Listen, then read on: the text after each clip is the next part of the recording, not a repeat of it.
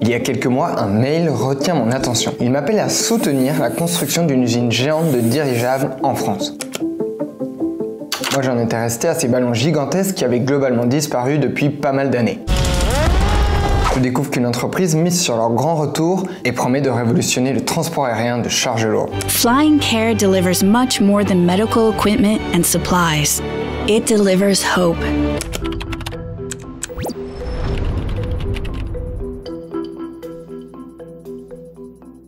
Je vous présente le dirigeable LCA-60T. Cette sorte de ballon ovale hors norme mesure 50 mètres de large et 200 mètres de long, soit plus de 5 Airbus A320 mis bout à bout. Sur le papier, c'est un projet d'ampleur. Un monde avec le dirigeable déployé, c'est un monde avec un développement plus équitable, un transport beaucoup plus respectueux de l'environnement et des nouvelles solutions plus respectueuses de l'environnement dans l'industrie. En creusant, je tombe aussi sur plusieurs interrogations et inquiétudes sur la faisabilité et les apports réels de ces nouveaux véhicules volants. Comment se fait-il qu'il y ait autant de financement public pour un projet dont aujourd'hui il n'y a aucun prototype et dans lequel les questions techniques sont pas réglées? Alors, voyons ce qu'il en est concrètement. Juste avant ça, pour soutenir notre travail, vous pouvez bien sûr vous abonner à la chaîne de Brut.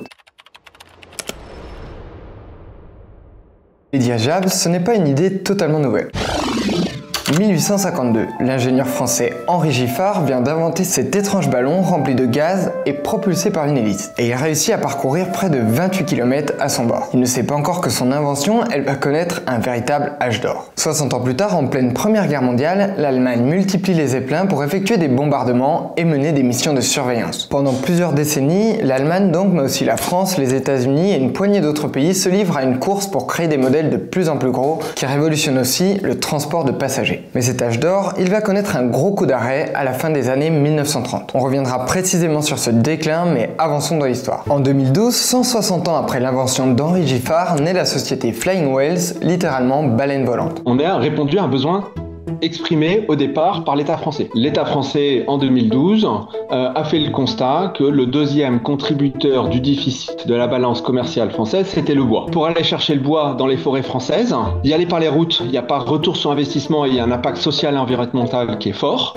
Et donc, est apparue l'idée d'aller chercher par les airs, et par les airs, la bonne solution, c'est le dirigeable. Reprenons donc leur projet de LCA-60T. Selon Flying Whales, il faut l'imaginer voler autour de 600 mètres au-dessus du sol, à une vitesse pouvant atteindre jusqu'à 100 km/h. À l'intérieur, une soute géante de 96 mètres de long renferme d'importantes charges. Au total, il pourrait réussir à porter 60 tonnes. C'est plus que 2 fois ce que peut porter un semi-remorque ou plus de 10 fois ce que peut porter un hélicoptère lourd d'Airbus. Mais ce n'est pas tout. Il pourrait charger et décharger en vol stationnaire sans avoir besoin de se poser. Cela lui permettrait notamment de livrer des endroits isolés sans route, port ou aéroport suffisant. Le tout sans avoir besoin de construire d'importantes nouvelles infrastructures. On a vu plein d'applications incroyables. Le monde où le LCA-60T est pleinement déployé, c'est un monde où vous avez plus de transport exceptionnel sur les routes, où vous avez une accélération de la transition énergétique ou environnementale dans l'industrie, puis on en parle aussi, on transporte des hôpitaux mobiles pour aller apporter des soins dans un endroit enclavé. La projection de l'entreprise à 10 ans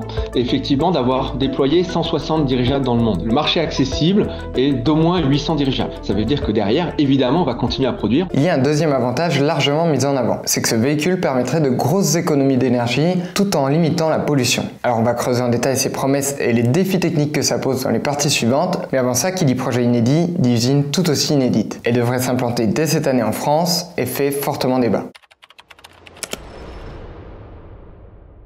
Ils se sont peut-être un peu emballés au départ en se disant que ça allait être juste une question de 3 signatures, mais c'est pas exactement comme ça que ça fonctionne, heureusement d'ailleurs. Prenons cette carte. Pour approvisionner le monde entier avec ses dirigeables, Flying Whales planifie la construction de 3 usines d'assemblage. Une au Québec, une probablement en Australie, et donc une en France qui doit être la première à sortir de terre. Voici à quoi elle pourrait ressembler. Pour pouvoir assembler un dirigeable aussi grand, ce hangar devrait être plus haut que le premier étage de la Tour Eiffel, et il devrait s'étendre sur plus de 200 mètres de long. Alors l'assemblage du dirigeable, c'est magique. C'est une construction un peu comme une impression 3D.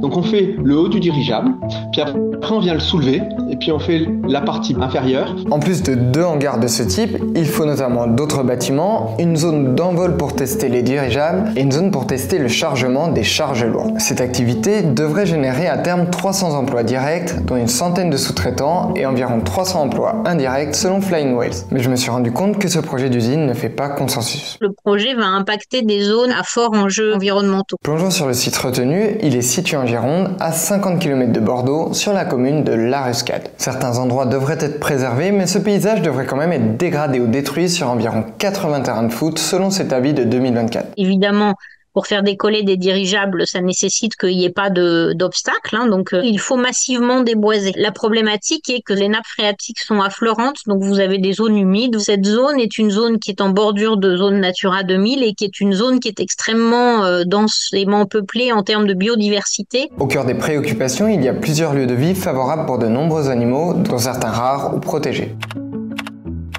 De leur côté, Flying Wells et la communauté de communes qui porte le projet ont annoncé des mesures pour tenter de minimiser l'impact sur l'environnement. Sur 50 hectares, en fait, seulement 11 sont imperméabilisés. Et sur ces 11, on a en plus des mesures comme la réinfiltration des eaux de pluie pour éviter d'impacter la nappe phréatique. Avec finalement une aire d'envol qui n'est pas classique sur un aérodrome sur lesquels les souches sont encore présentes, la verdure est encore là. Après un premier avis en 2023 et certaines modifications du projet, l'autorité environnementale rend un nouvel avis fin 2024. Selon elle, des compensations à la hauteur de la dette écologique qu'entraînerait le projet ne sont toujours pas atteintes et ne paraissent pas atteignables. Et en gros, sa principale recommandation, c'est d'abandonner le projet ici et de chercher une autre localisation. En réaction, les porteurs du projet mettent alors en avant une autre étude pour justifier leur choix. En fait, en retirant tous les sites jugés incompatibles autour de Bordeaux pour différentes raisons et notamment la sécurité aéronautique, cette étude arrive à la conclusion qu'il n'y aurait pas de localisation alternative. La région qui a décidé de s'emparer de ce sujet, c'est la région Nouvelle-Aquitaine, ce qui est normal.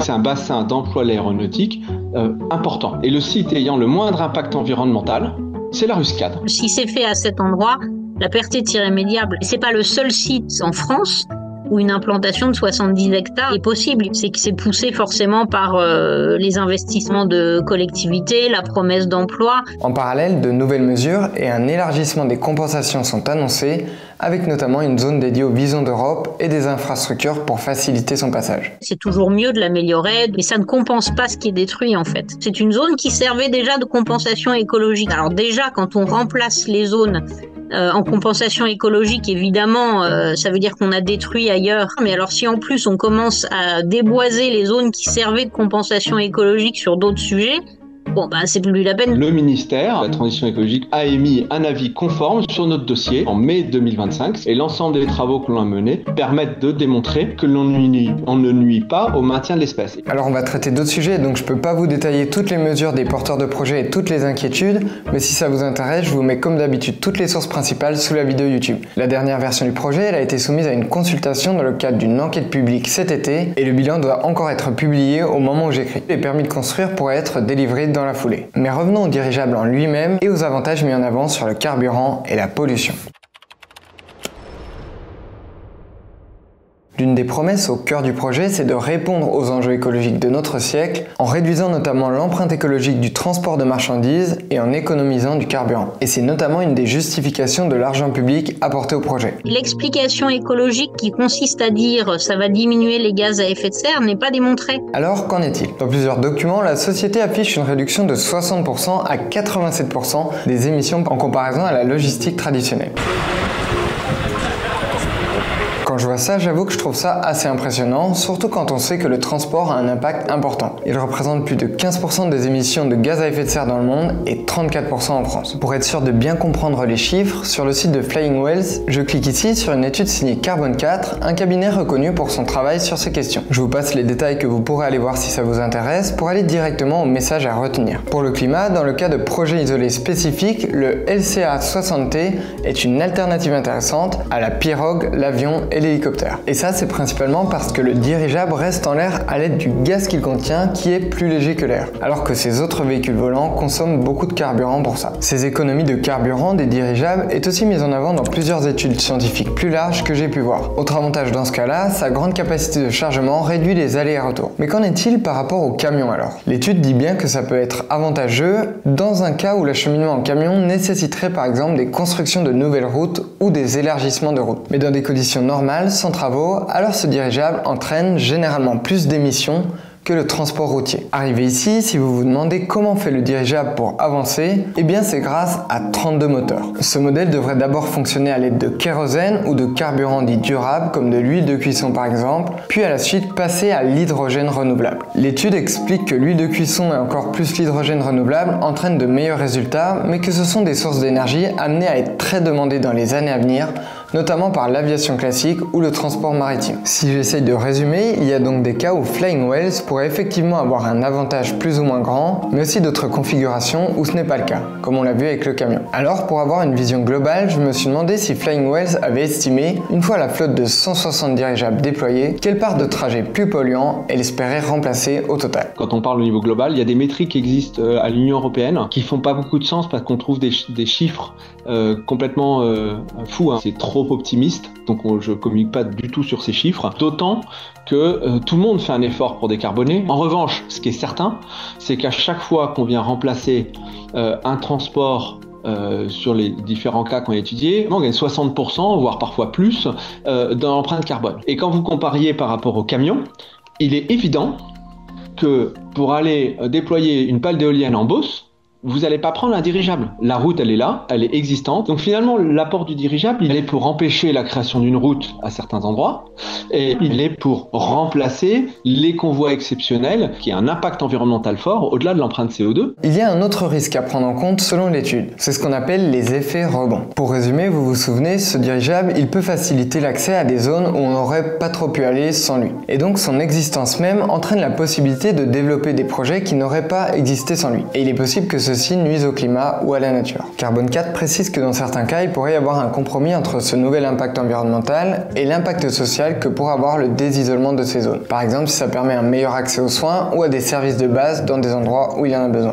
On peut aussi imaginer que certains de ces nouveaux projets bénéficient à beaucoup moins de gens. Est-ce que c'est pas une petite chance pour la forêt que certaines zones ne soient pas encore accessibles et qu'on puisse y conserver un peu d'arbres et un peu de biodiversité? Alors, quel nouveau projet devrait être permis par l'activité concrète de Flying Whales? Dans les exemples souvent mis en avant, on trouve notamment l'installation d'éoliennes, et dans ce cas, selon Carbone 4, ça peut être intéressant pour le climat. On trouve aussi le transport d'aide humanitaire, qui lui peut représenter un fort apport social. Évidemment, comme toute technologie, elle peut être utilisée à des fins correctes ou à d'autres. Donc nous, en tant que Flying Whales, qui opérons nos dirigeables, on a une grille de lecture pour choisir nos marchés aujourd'hui, et donc on choisit des missions pour lesquelles notre impact est positif parce que c'est la raison d'être dans l'entreprise. Le fondement de cette entreprise, c'est de gagner de l'argent, et on voit bien que le modèle économique de l'entreprise, c'est soit de transporter des grumes de bois, soit de transporter des marchandises, en tout cas de faire une action qui est à la fois répétable et économiquement facturable. Pour aller plus dans le détail, je suis tombé sur cette page qui précise les marchés visés en donnant des pourcentages. On retrouve bien l'éolien à 20% et l'aide humanitaire à 5%. Dans le reste, on trouve l'exploitation du bois à 7%, mais aussi l'industrie lourde, la logistique et la construction à 48% et le pétrole et le gaz à 2%. Pétrole et gaz,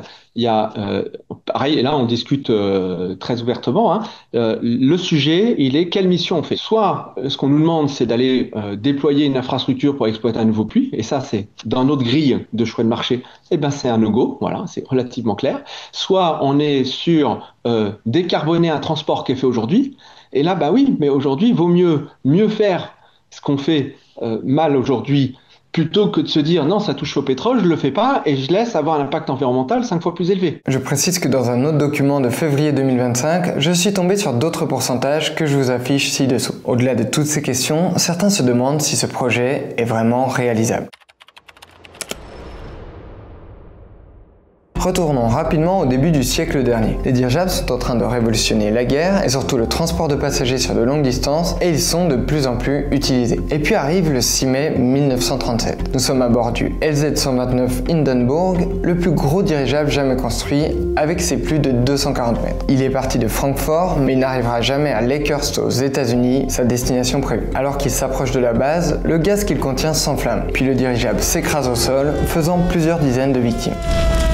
ça stoppe pendant des décennies leur développement commercial. Revenons à aujourd'hui. Pour limiter les risques d'incendie, Flying Wells ne mise plus sur l'hydrogène, comme le Hindenburg, mais sur l'hélium. En dehors de ce point, je me suis demandé si un dirigeable fiable de cette envergure, c'était aujourd'hui réaliste. Je suis tombé sur ces études de 2021 et 2023 qui pointent l'intérêt que peuvent avoir les dirigeables, mais aussi la nécessité de travailler l'optimisation et le développement de certains aspects cruciaux avant de les généraliser. Il y a aujourd'hui un acteur américain de premier plan financé par Sergey Brin, le fondateur de Google. On a la Chine qui n'avait pas de hangar, qui a construit, vous pouvez regarder sur les photos satellitaires, qui a construit des hangars de grande dimension pour développer son industrie du dirigeable. Le projet Flying Wells, lui, existe depuis 2012. Selon cette enquête de Radio France de mai 2024, le premier appareil était d'abord annoncé pour 2020 et il n'a toujours pas vu le jour. Plusieurs facteurs auraient joué là-dedans, et notamment le Covid et les délais d'installation de l'usine, mais il existerait aussi des doutes sur la faisabilité du projet et des obstacles techniques. Un des principaux défis, ce serait le transfert de charge. En effet, pour rester stable en vol, lorsqu'on décharge une charge, il faut embarquer un poids identique rapidement pour éviter de partir vers le haut. Selon l'article de Radio France, ce mécanisme serait le plus difficile à concevoir. Il y a plusieurs façons de le faire. Quand on va dans des zones après une catastrophe naturelle, on prend par exemple 30 tonnes de sacs de sable et on dépose 30 tonnes d'outillage ou de biens de première nécessité. On peut échanger la charge utile contre de l'eau. Quand on va chercher du bois, donc en fait on vient prendre le bois et on éjecte de l'eau sur la forêt. Et ça, on le fait évidemment en travaillant avec l'ONF pour pas avoir d'impact environnemental lié à ce dépôt d'eau. L'eau n'est pas forcément accessible et donc elle contraint en fait les endroits où on peut décharger et pomper 60 tonnes d'eau. Et ben en fait c'est pas une équation simple à résoudre. Je me suis demandé comment rendre ces quantités d'eau accessibles, par exemple dans le Grand Nord canadien où l'entreprise prévoit de mener des missions, ou encore dans des zones isolées en montagne par exemple. En fait, ce qu'on fait, c'est que dans le dirigeable, on fait circuler l'eau et on la chauffe pour la maintenir au-dessus de zéro, évidemment pour pas qu'il y ait un gel. Si je prends du bois, je suis à la scierie, elle consomme beaucoup d'eau, généralement c'est une ressource qui est assez accessible, en tous les cas pour l'industrie du bois. Quand on prend la pale d'éolienne, on vient déposer de l'eau dans un camion standard qui va sur la route, qui amène l'eau au point de livraison de la pale, et là on rééchange la même eau que celle qu'on a déposée au point de départ contre la pale. Quand on affiche 60% de gain environnemental sur certaines études, la circulation du camion est prise en compte. Le site du projet indique qu'il fonctionne dans des conditions météorologiques spécifiques, notamment un vent maximal de 40 km/h lors du chargement et du déchargement. Un dernier point soulevé dans l'enquête est le risque de déperdition de l'hélium lors des vols, alors que le prix de ce gaz est alors multiplié par 5 en 5 ans. Il est extrait en même temps que du gaz naturel et donc on peut s'en procurer aujourd'hui à 4 endroits, la Russie, le Qatar, l'Algérie et les États-Unis. C'est une technologie aujourd'hui qui n'est pas une technologie qui est développée par les concurrents. On a développé une technologie de textile complexe avec une entreprise française qui a démontré des très bonnes capacités pour maintenir l'hélium. Et ensuite, ce que l'on fait pendant toute la vie du dirigeable, c'est qu'on vient le purifier. Et donc, avec ça, on arrive à limiter les fuites. On renouvelle la quantité d'hélium environ une fois sur la vie du dirigeable, c'est-à-dire sur 20 ans. Plus globalement, dans cet avis de juin 2024, le Césaire explique avoir eu des réponses contradictoires de Flying Wells sur le niveau de maturité technologique, aussi appelé TRL. Sur une échelle de 1 à 9, le TRL sera en effet entre 4 et 6. Alors quelles sont les garanties de pouvoir bientôt donner vie à ce type d'engin? On a fait des prototypes, parfois à échelle réduite, parfois à échelle 1 sur certains sous-ensembles, comme l'on fait classiquement dans l'aéronautique. Est-ce que je garantis la tenue des délais? La réponse c'est non, parce qu'un programme aéronautique c'est long, que ce soit Airbus, Ariane, on sait qu'on peut avoir des difficultés de mise au point. En revanche, qu'on le sait aussi, c'est que le programme sera livré par rapport au développement d'une nouvelle filière industrielle en France. C'est pas 6 mois qui vont changer la face du monde. Face à ces questions, certains estiment que l'argent public pourrait servir à financer d'autres solutions déjà existantes. Il a reçu de l'État et de la région des financements sur son projet et l'assurance qu'elle prendrait à sa charge 150 millions d'euros au cas où la société ferait faillite, ce qui est colossal. Si c'était intégralement des investissements de fonds privés avec des capital risqueurs qui se disent on essaye et si ça marche pas, on aura essayé, pourquoi pas. Les projets aujourd'hui qui permettent de décarboner manquent pas. Simplement, on préfère milliards-là investir dans une espèce de doux rêve. Par exemple, les scénarios imaginant des transports moins polluants mentionnent de nombreuses autres solutions, comme le report sur le train, le développement de poids lourds bas carbone, ou encore l'incitation à la sobriété et l'efficacité, etc. D'autres font confiance aux travaux entrepris par Flying Whales et ses partenaires. C'est le cas notamment de la région Nouvelle-Aquitaine et de l'État. Ils espèrent notamment contribuer à une nouvelle filière française, accélérer la transition énergétique ou encore obtenir des retombées financières futures. Les grandes filières industrielles, dans le passé, sont des industries qui étaient 100% publiques. Aujourd'hui, on arrive à développer des industries long terme, avec de l'emploi qualifié, avec finalement un financement privé majoritaire par rapport au financement public. Au moment où vous avez l'État français qui met dès 2014, qui dit il y a une grande filière d'avenir qui est la filière dirigeable, j'ai la modestie de penser qu'il y a un certain nombre de personnes qui ont étudié cette solution par rapport à d'autres solutions et qui ont révélé son importance. Si vous me dites demain, Monsieur Guibou, vous voyez un monde avec que des dirigeables, je vous dis non, parce que c'est pas crédible. En revanche, je pense qu'aujourd'hui, le dirigeable a sa place à jouer. Voilà, c'est tout pour cet épisode, j'espère qu'il vous aura appris autant de choses qu'il m'en a appris. J'ai essayé de reprendre les arguments des uns et des autres, mais ici c'est forcément une porte d'entrée sur le sujet, et si vous le connaissez bien, n'hésitez pas à apporter vos compléments en commentaire. Je veux aussi dire un grand merci aux équipes de Brut qui ont travaillé sur cette vidéo, et je vous dis à très vite pour un nouvel épisode.